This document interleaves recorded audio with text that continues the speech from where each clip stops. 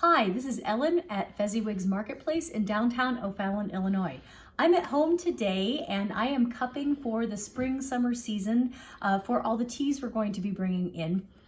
So excited to show you. Many of you have asked me, hey Ellen, what do you go through when you are creating the list of everything that's coming in for the teas? So I thought I would do just a little educational tutorial video to show you what it is that we do.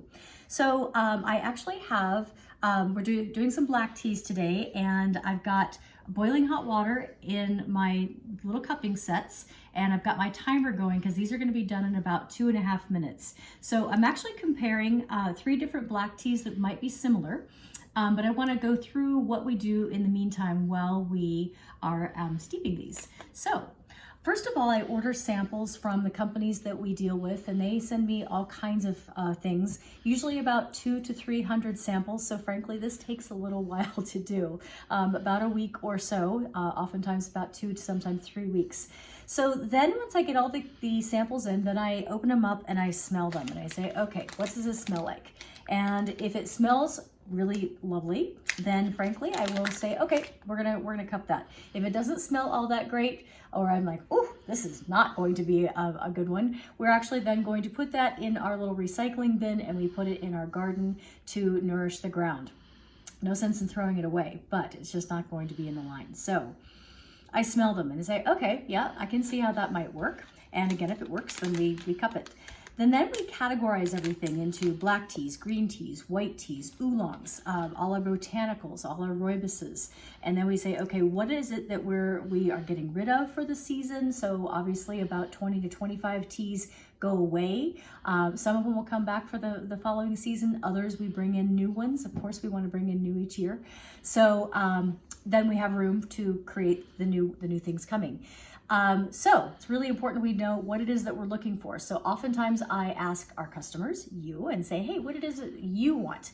So some people say, oh, I want pineapple. Others will say, oh, I think I want banana. Some people are saying, oh, I want melon. Melon seems to be the big thing this season. So I'm going to see what I can find for you. Okay, my timer says I'm ready to get these going. So what we're going to do, these are little cupping sets and they have little baby teeth in here so that we actually then can pour what we call the liquor out into our bowl. So what we're going to do is we're going to put a little bit of tea on the very top. Yes, this is boiling hot water, so it's really warm. I guess I should call it hot because it is hot. Okay, so we've got a little bit of tea on top of there so I can basically see what the wet leaf looks like as well. And gosh, this is actually perfect because it came out in a color order. So I'll kind of show you what I'm looking at. Okay, so I can tell you right now that this particular black tea is going to be very lightly oxidized because of the color. It's almost like a caramel color, very light, it's very clear.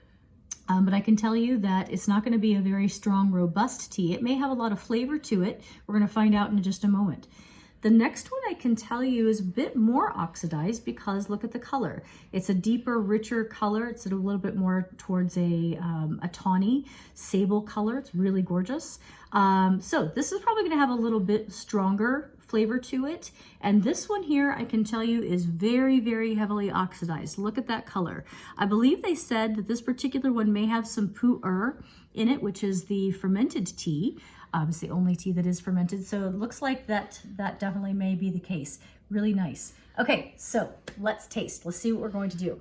Once I taste them, then I log everything on my sheet to say, okay, these are the really good ones. This is the ones that I'm going to take a look at. I'm going to see what is in the line already, and then we're going to compare and see what makes it. So let's taste.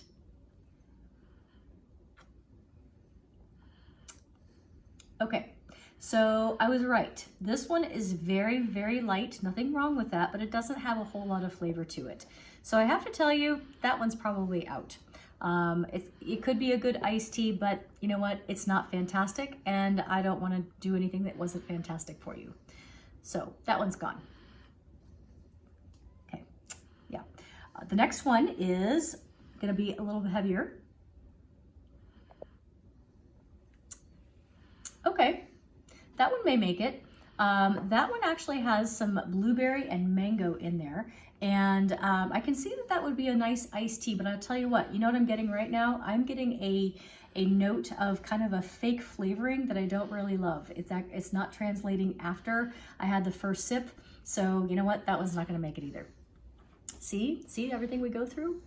Okay, the last one, this is the one that is black tea with, I believe, has a little pu'er in there. And I'm anxious to try this. It smells divine.